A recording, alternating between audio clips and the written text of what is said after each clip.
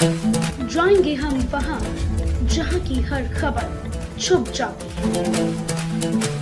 और दिखाएंगे वो जो रहता है आपकी नजरों से ओझल।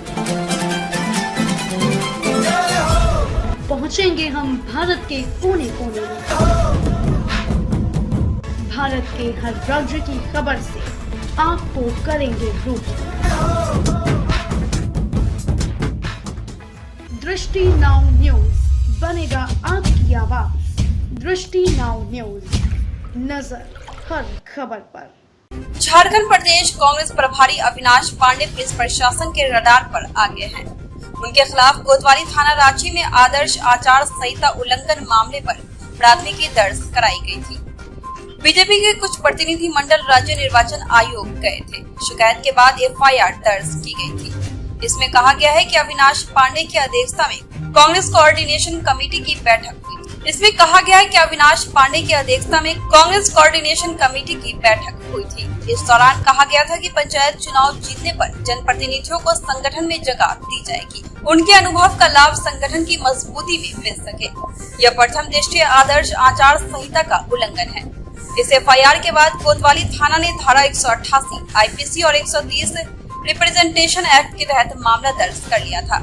अब जिसको लेकर आज झारखंड प्रदेश कांग्रेस प्रभारी अविनाश पांडे और कांग्रेस के विधायक, मंत्री और अन्य कांग्रेसी कोतवाली थाना पहुंचे थे। वही मीडिया को संबोधित करते हुए अविनाश पांडे ने कहा कि जो उन पर आरोप लगाया गया है वह सरासर गलत है और भारतीय जनता पार्टी गुमराह करने की कोशिश कर रही है, क्योंकि पिछले 2 दिवसीय दौरे पर झारखंड सिर्फ संगठन को मजबूत करने की चर्चा को लेकर आए थे और कार्यालय में बैठकर ही कांग्रेस के कार्यकर्ता से बातचीत हुई थी। इस पर कोई आदर्श आचार संहिता का उल्लंघन नहीं है।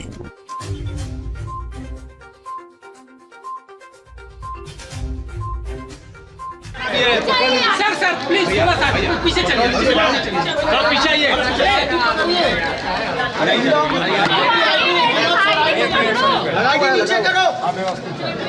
लगा हुआ है मैडम को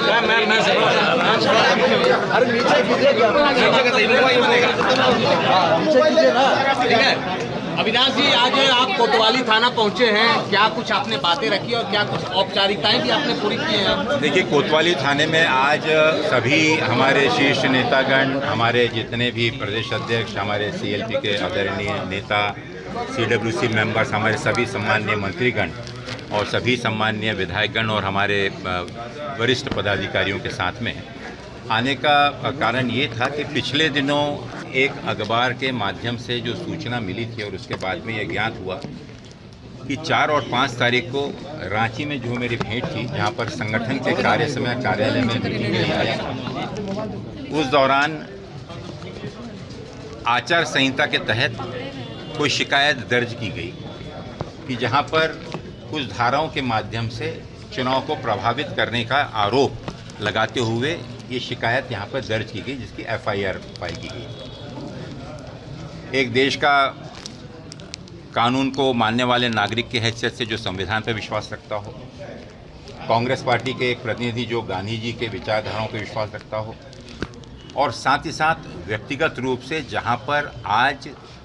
पूरे झारखंड में जो पंचायत के चुनाव चल रहे हैं, जहां प्रदेश के हर ग्राम स्तर पर, हर ढानी पर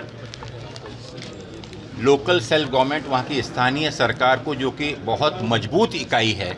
हमारे पूरे सिस्टम की,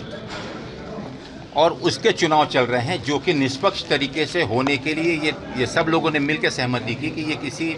चुनाव के चिन्ह पर, पार्टी के आधार पर नहीं होकर ये मेरिट के आधार पर हर जगह में चुनाव किए जाएंगे। और उसका पूरा सम्मान करते हुए कांग्रेस पार्टी ने पूरा सहयोग ही नहीं बल्कि उसको सुचारू रूप से कैसे सफल हो सकता है, उसके लिए पूर्ण रूप से सहकार्य और सहयोग दिया। लेकिन उसके बावजूद भी जिस प्रकार से भारतीय जनता पार्टी आज मानसिक रूप से बहुत ही कमज़ोर, हताश और निराश जो महसूस हो रही है, उसको और साबित होता है कि जिस प्रकार से उन्होंने थाने में मेरे खिलाफ चुनाव की आचार संहिता का उल्लंघन करने का आरोप लगाते हुए माननीय निर्वाचन अधिकारी के पास में शिकायत की, और मुझे आश्चर्य इस चीज़ का है कि माननीय निर्वाचन अधिकारी महोदय ने इसकी वस्तुस्थिति या इसके संबंधित जांच पड़ताल किए बिना इस शिकायत को, जो कि पूर्ण रूप से राजनीतिक उद्देश्य से प्रेरित थी, जिसका उद्देश्य था कि पंचायत चुनाव को प्रभावित किया जाए और विशेष विचारधारा के लोगों को डिमोरलाइज किया जाए, और उसके तहत माननीय चुनाव अधिकारी जी ने उस शिकायत को थाने के पास भेजी। आश्चर्य और उस चीज़ का है कि माननीय थाना प्रभारी जी ने भी जिस किसी प्रलोभन या जिस किसी अज्ञानतावश उस शिकायत पर बुद्धिपूर्ण तरीके से अध्ययन न करते हुए जिन धाराओं का उल्लेख इस शिकायत में किया है, आईपीसी की धारा 188, आईपीसी 188 और पीपल्स रिप्रेजेंटेटिव एक्ट 130,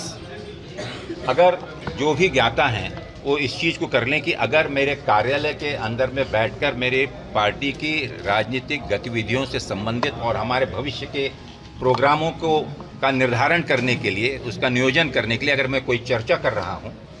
जो जून महीने में होने वाला है, और उसमें मेरे कार्यक्रम का विवरण देते हुए मैं उल्लेख करता हूं कि वहां पर जनप्रतिनिधि, चाहे वो पंचायत के हों चाहे